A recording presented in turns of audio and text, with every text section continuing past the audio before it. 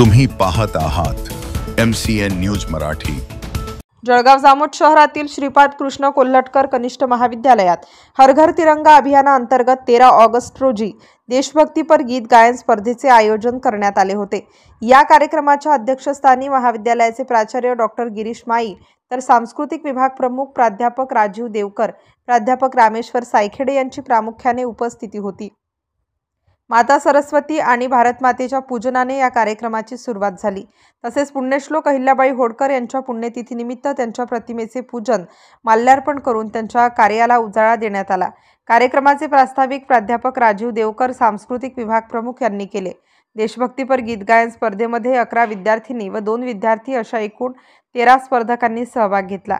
या प्रसंगी प्राध्यापक डॉक्टर निलेश निंबाळकर, प्राध्यापक ऋषिकेश कांडलकर, प्राध्यापक विनोद झोपे यांच्यासह महाविद्यालयाचे प्राध्यापक तथा विद्यार्थी प्रामुख्याने उपस्थित होते। MCN न्यूज मराठीकरिता दिलीप इंगळे, जळगाव।